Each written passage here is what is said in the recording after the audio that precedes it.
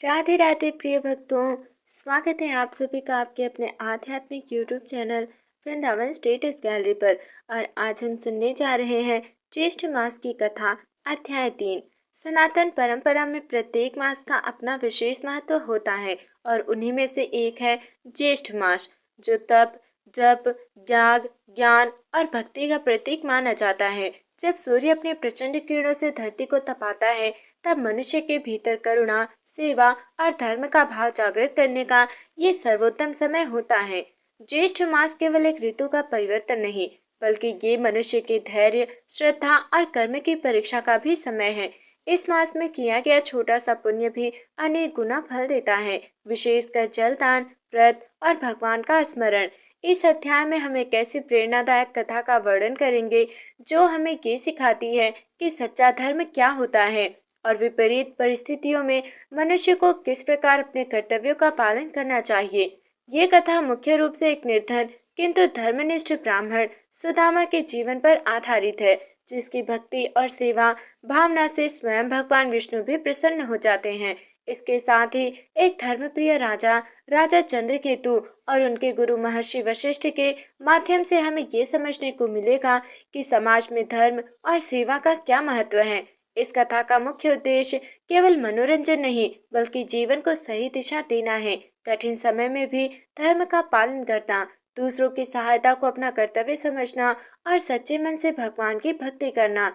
ज्येष्ठ मास की तपती दोपहरी, एक निर्धन परिवार और एक साधारण सी प्रतीत होने वाली घटना, यहीं से इस कथा की शुरुआत होती है, जो आगे चलकर एक महान संदेश में परिवर्तित होती है। ज्येष्ठ मास का समय था। सूर्य अपनी प्रचंड तपन से पृथ्वी को तपाए दे रहा था। नदियां सूखने लगी थी, वृक्षों के पत्ते मुरझा गए थे और जीव जंतु जल के लिए व्याकुल हो उठे थे। ऐसे समय में धर्म, दान और तप का महत्व कई गुना बढ़ जाता है। एक समय की बात है, राजा चंद्रकेतु का नाम एक धर्मात्मा राजा था। वो अपने राज्य में न्याय और धर्म का पालन करता था, किंतु उसे एक चिंता हमेशा सताती थी। उसके राज्य में लोग तप और व्रत के महत्व को भूलते जा रहे थे। राजा ने अपने गुरु वशिष्ठ से पूछा, हे गुरुदेव, इस ज्येष्ठ मास में ऐसा कौन सा कार्य है जिससे मनुष्य अपने पापों से मुक्त होकर पुण्य प्राप्त कर सके। महर्षि वशिष्ठ मुस्कुराए और बोले, राजन, ज्येष्ठ मास में जल का दान, वट वृक्ष की पूजा और भगवान विष्णु का स्मरण अत्यंत फलदायी होता है। इस मास में किया गया छोटा सा पुण्य भी अनंत फल देता है। उसी राज्य में एक निर्धन ब्राह्मण रहता था, जिसका नाम था सुदामा। वो अत्यंत गरीब था, लेकिन धर्म और भक्ति में उसकी आस्था अटूट थी। उसकी पत्नी अक्सर उससे कहती, स्वामी, हमारे पास खाने को भी नहीं है, फिर भी आप दान और व्रत में लगे रहते हैं, क्या इससे हमारी गरीबी दूर होगी? सुदामा शांत स्वर में उत्तर देता, देवी, ये ज्येष्ठ मास है, इस समय किया गया धर्म कभी व्यर्थ नहीं जाता। एक दिन जब सूर्य अपनी चरम सीमा पर था, एक वृद्ध ब्राह्मण उनके द्वार पर आया और बोला, हे गृहस्थ, मुझे अत्यंत प्यास लगी है, क्या तुम मुझे जल पिला सकते हो? घर में केवल एक घड़ा जल बचा था, जिसे सुदामा और उसकी पत्नी ने अपने लिए रखा था। फिर भी सुदामा ने बिना संकोच उस अतिथि को जल अर्पित कर दिया। जैसे ही वृद्ध ने जल पिया, उसके चेहरे पर तेज आ गया। वो कोई साधारण मनुष्य नहीं था, वो स्वयं भगवान विष्णु थे, जो भक्त की परीक्षा लेने आए थे। भगवान विष्णु प्रकट होकर बोले, हे सुदामा, तुमने अपनी प्यास की चिंता किए बिना अतिथि को जल दिया। ज्येष्ठ मास में जलदान सबसे बड़ा पुण्य है। मैं तुमसे प्रसन्न हूँ। सुदामा और उसकी पत्नी भाव विभोर हो गए। उन्होंने भगवान के चरणों में प्रणाम किया। भगवान ने कहा, आज से तुम्हारे घर में कभी अभाव नहीं रहेगा और तुम्हें मोक्ष की प्राप्ति होगी। इतना कहकर भगवान अंतर ध्यान हो गए। इस कथा से ये शिक्षा मिलती है कि ज्येष्ठ मास में जलदान का विशेष महत्व है। अतिथि सेवा सबसे बड़ा धर्म है और सच्ची भक्ति कभी व्यर्थ नहीं जाती। भगवान के अंतर ध्यान होते ही सुदामा के जीवन में धीरे धीरे परिवर्तन आने लगा। पहले जहाँ उसके घर में अन्न का अभाव था, अब वहाँ सुख समृद्धि आने लगी। उसके घर में अनाज के भंडार भरने लगे और उसकी पत्नी के चेहरे पर भी संतोष की चमक दिखने लगी। लेकिन सुदामा के स्वभाव में कोई परिवर्तन नहीं आया। वो पहले की तरह ही विनम्र और धर्मपरायण बना रहा। वो प्रतिदिन प्रातःकाल उठकर भगवान का स्मरण करता और लोगों की सहायता में लगा रहता। एक दिन उसकी पत्नी ने कहा, स्वामी, अब जब हमारे पास सब कुछ है तो क्यों ना हम इस ज्येष्ठ मास में एक बड़ा यज्ञ और जलदान का आयोजन करें। सुदामा ने सहर्ष सहमति दी। ज्येष्ठ मास की प्रचंड गर्मी में सुदामा ने अपने घर के बाहर एक विशाल प्याऊ अर्थात जल सेवा स्थल बनवाया। वहां राहगीरों, पशुओं और पक्षियों के लिए शीतल जल की व्यवस्था की गई। धीरे धीरे उसकी ये सेवा पूरे राज्य में प्रसिद्ध हो गई। लोग दूर दूर से आकर उस प्याऊ का जल पीते और सुदामा को आशीर्वाद देते। ये समाचार राजा चंद्रकेतु तक भी पहुंच गया। राजा ने सोचा, एक समय का निर्धन ब्राह्मण आज इतना बड़ा दानी कैसे बन गया। मुझे स्वयं जाकर देखना चाहिए। एक दिन राजा साधारण वेश में सुदामा के घर पहुंचे। उन्होंने देखा कि सुदामा स्वयं अपने हाथों से लोगों को जल पिला रहा है।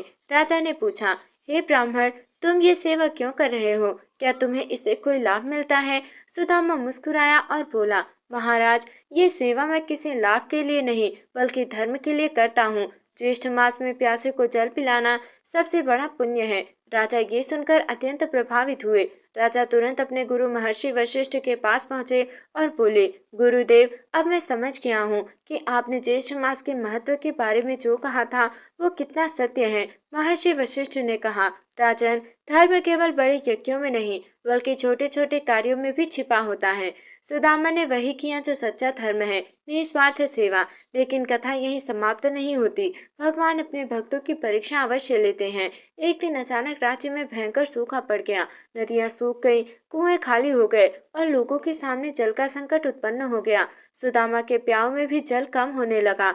उसकी पत्नी ने चिंतित होकर कहा, स्वामी, अब हमारे पास भी जल कम बचा है। यदि हम इसे यूं ही बांटते रहें तो हम स्वयं कैसे जीवित रहेंगे? सुदामा ने दृढ़ता से कहा, देवी, जब तक हमारे पास एक बूंद जल भी है वो दूसरों के काम आएगा। यही सच्चा धर्म है। इस भाग से हमें ये सीख मिलती है कि सच्चा धर्म निस्वार्थ सेवा में है। संपत्ति आने पर भी विनम्रता बनाए रखना चाहिए और कठिन समय में भी धर्म का मार्ग नहीं छोड़ना चाहिए। सूखा दिन प्रतिदिन बढ़ता जा रहा था। खेत बंजर हो गए। पशु पक्षी व्याकुल होकर इधर उधर भटकने लगे। लोगों के घरों में पीने के जल की एक एक बूंद के लिए संघर्ष होने लगा। सुदामा के प्याऊ में भी अब केवल एक छोटा घड़ा जल ही शेष रह गया था। उसकी पत्नी ने अत्यंत व्याकुल होकर कहा, स्वामी, आप ये अंतिम घड़ा है। यदि इसे भी हम दान कर देंगे तो हमारा क्या होगा? सुदामा ने शांत स्वर में उत्तर दिया, देवी, जो दूसरों के लिए जीता है उसका पालन स्वयं भगवान करते हैं। हमें अपने धर्म से पीछे नहीं हटना चाहिए।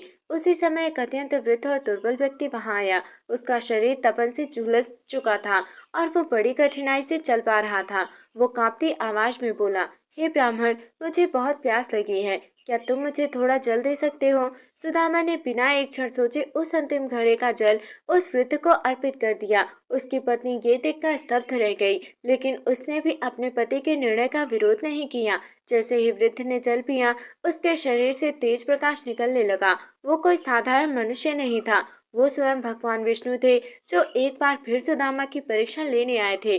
भगवान प्रकट होकर बोले, हे सुदामा, तुमने अपने अंतिम जल की भी चिंता नहीं की और अतिथि को अर्पित कर दिया। यही सच्ची भक्ति है। सुदामा और उसकी पत्नी भाव विभोर होकर भगवान के चरणों में गिर पड़े। भगवान विष्णु ने आशीर्वाद देते हुए कहा, आज से इस राज्य में कभी सूखा नहीं पड़ेगा। इतना कहते ही आकाश में काले बादल छा गए और जोरदार वर्षा होने लगी। सूखी धरती पुनः हरी भरी हो गई।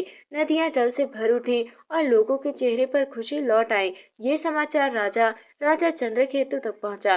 वे तुरंत सुदामा के पास आए और बोले, हे ब्राह्मण, तुमने अपने धर्म और भक्ति से पूरे राज्य को बचा लिया। तुम वास्तव में महान हो। सुदामा ने विनम्रता से कहा, महाराज, ये सब भगवान की कृपा है। मैं तो केवल उनका सेवक हूँ। इस घटना के बाद राजा ने पूरे राज्य में घोषणा करवा दी कि ज्येष्ठ मास में जलदान अवश्य करे, अतिथि की सेवा को सर्वोपरि माने, धर्म और भक्ति का मार्ग कभी नहीं छोड़े। महर्षि वशिष्ठ ने भी कहा, जो मनुष्य ज्येष्ठ मास में सच्चे मन से दान और सेवा करता है उसे जीवन में सुख और अंत में मोक्ष की प्राप्ति होती है। इस भाग से हमें ये सीख मिलती है कि सच्ची भक्ति परीक्षा के समय प्रकट होती है। अंतिम क्षण तक धर्म का पालन करना चाहिए और भगवान सदैव अपने सच्चे भक्तों की रक्षा करते हैं। तो इस प्रकार ज्येष्ठ मास की ये पवित्र कथा हमें जीवन के उन सरल लेकिन गहरे सत्यों की याद दिलाती है जिन्हें हम अक्सर अपनी दिनचर्या में भूल जाते हैं। सुदामा की निस्वार्थ सेवा, अटूट श्रद्धा और धर्म के प्रति समर्पण ये दर्शाते हैं कि सच्ची भक्ति केवल पूजा पाठ में नहीं बल्कि दूसरों के कल्याण में निहित होती है। जब जीवन में कठिन परिस्थितियां आती हैं, जैसे उस भयंकर सूखे के समय आई, तभी मनुष्य की आस्था और कर्म की वास्तविक परीक्षा होती है। सुदामा ने हर परिस्थिति में धर्म का साथ नहीं छोड़ा और अंततः भगवान विष्णु की कृपा से न केवल उसका बल्कि पूरे राज्य का कल्याण हुआ। राजा चंद्रकेतु और महर्षि वशिष्ठ की शिक्षाएं भी हमें ये समझाती हैं कि सच्चा धर्म दिखावे में नहीं बल्कि निस्वार्थ सेवा, दया और त्याग में है। इस कथा का सार है, जलदान सबसे बड़ा दान है, विशेषकर ज्येष्ठ मास। अतिथि सेवा ही सच्ची सेवा है। कठिन समय में भी धर्म का मार्ग न छोड़ें।